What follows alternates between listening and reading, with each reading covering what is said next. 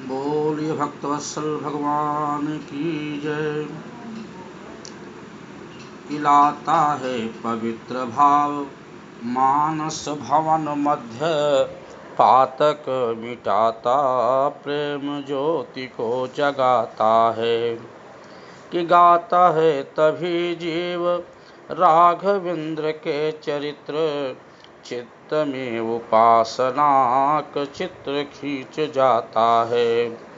जाता है जहान से महाजनी का खाता लिए, सत्य जो जवाहरात भजन कमाता है। कि माता है पिता है भ्राता जीवन ही विधाता है, कि नाता राम नाम ही से राम सुखदाता से मिलाता है। जब तक अंतरात्मा पवित्र न हो जाए तब तक प्रभु अंतरात्मा में निवास कैसे करेंगे। लेकिन जब नाम जप करते करते आत्मा पवित्र हो जाती है तो परम पिता परमात्मा अंतरात्मा में स्वयं ही निवास कर लेते हैं, और तभी ये जीवा जो है हमेशा प्रभु का गुणगान ही गाती रहती है। और ये जीवन परम पिता परमात्मा मुझे इसीलिए दिए हैं, केवल परम पिता परमात्मा के नामों का उच्चारण करें, उनके नामों का जप करें, उनके नामों का भजन करें, संकीर्तन करें, क्योंकि यही एक ऐसी योनि है कि जिसमें परम पिता परमात्मा का भजन किया जा सकता है। जिससे क्योंकि और योनियों में जाने के बाद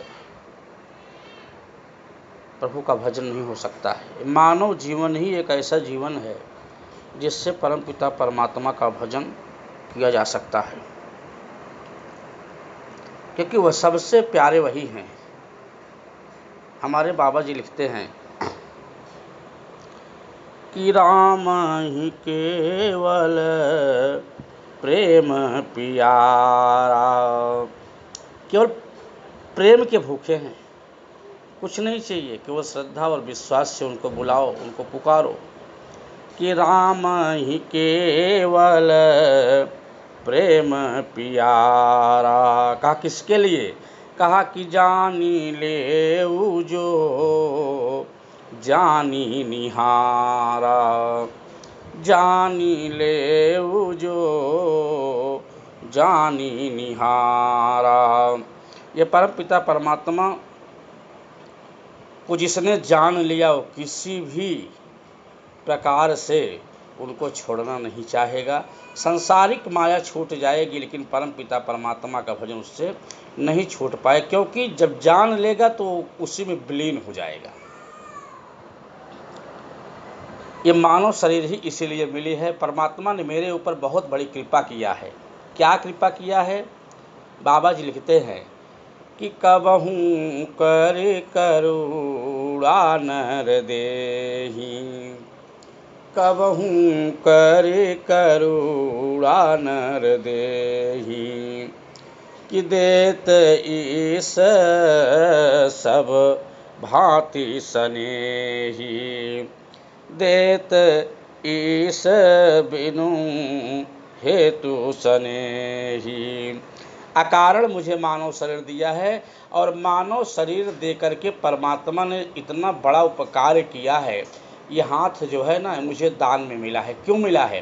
क्योंकि इसी हाथ से दान पुण्य कर सकते हैं, इसी हाथ से नाम जप कर सकते हैं, और इसी से संसार का उपकार भी कर सकते हैं। उपकार करने के लिए ही मानव जीवन मिला हुआ है। परम पिता परमात्मा इसके लिए जो है मुझे मानव जीवन प्रदान किए हैं, और मानव जीवन पाकर के परम पिता परमात्मा को भूल जाना समझ लीजिए कि फिर 1,84 में पुनः जो है भ्रमण करना।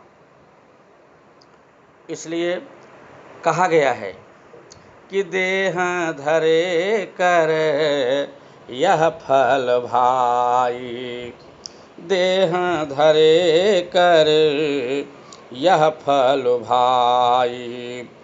भाजिय राम सब काम बिहाई। भजिय राम सब काम बिहाई।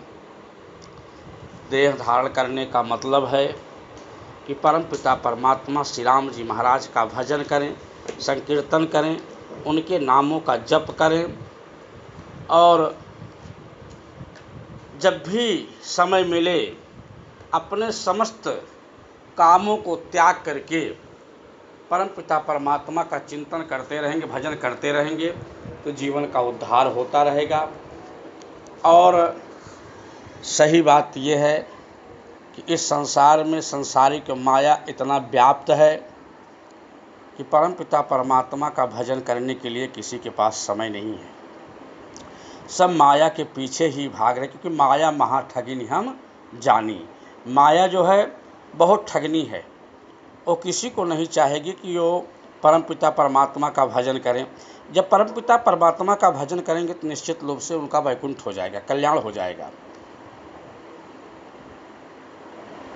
तो माया जो है इसीलिए इस संसार को नचाती रहती है, भ्रमित करती रहती है कि ये प्रभु का भजन ना कर सके। लेकिन जो उस माया को त्याग करके परम पिता परमात्मा के चरणों में अपने आप को अर्पित कर देता है, और धन्य हो जाता है, कृतार्थ हो जाता है। और उसके जन्म जन्मांतर कल्प कल्पांतर तक के पाप ताप संताप सभी नष्ट हो जाते हैं और उसके घर की 7 पीढ़ियाँ उसकी तर जाती है। आज हम सब भी चाहते हैं कि मेरा लड़का IAS बन जाए, मेरा लड़का PSCS बन जाए, घर में पैसा आवे, समाज में शोहरत मिले। लेकिन वो सब 2-4 दिन का है, समाज का दिखावा है। अगर एक लड़का घर में भक्त बन जाए, प्रभु के चरणों का अनुरागी बन जाए, तो उसकी 7 पीढ़ियाँ अपने आप तर जाती हैं, उनका उद्धार हो जाता है, उनका कल्याण हो जाता है। और ये मानव जीवन ऐसे है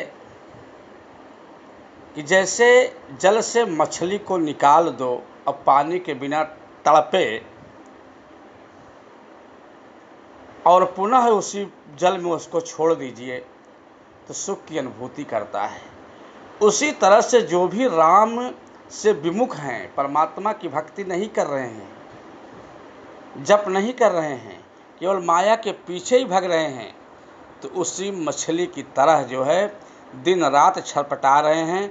न तो काम पूरा हो रहा है, न घर पूरा हो रहा है, कुछ भी नहीं पूरा कर पा रहे हैं। लेकिन इसके बाद सुबह से लेकर के शाम तक 1000 झूठ बोलते हैं।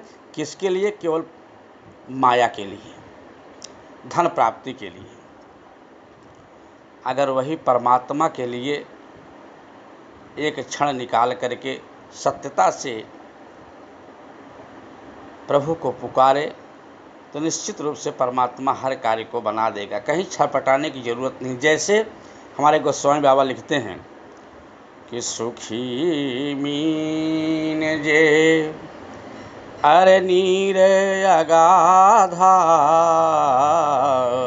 सुखी मीन जे नीर अगाधा, कि जिम हरि शरण नए कउ बाधा, कि जिम हरि शरण नए कउ बाधा। जब प्रभु के शरण में चला जाएगा तो उसकी सारी बाधाएं अपने आप दूर हो जाएंगी, किसी प्रकार की बाधा उसको नहीं रह जाएगी। भगवान कहते हैं चाहे भाव से जपो, चाहे कुभाव से जपो, चाहे आलस से जपो, चाहे जैसे भी जपो। यदि जैसे व्यक्ति कपड़ा धो रहा है, साबुन लगा रहा है कपड़े में, मन जो है कहीं और लगा हुआ है, मन नहीं लग रहा है, कपड़ा केवल साबुन लग रहा है, तो निश्चित रूप से वो कपड़ा तो साफ ही हो जाएगा और धीरे धीरे जो है वो कपड़ा भी सूख करके चमक जाएगा। उसी तरह से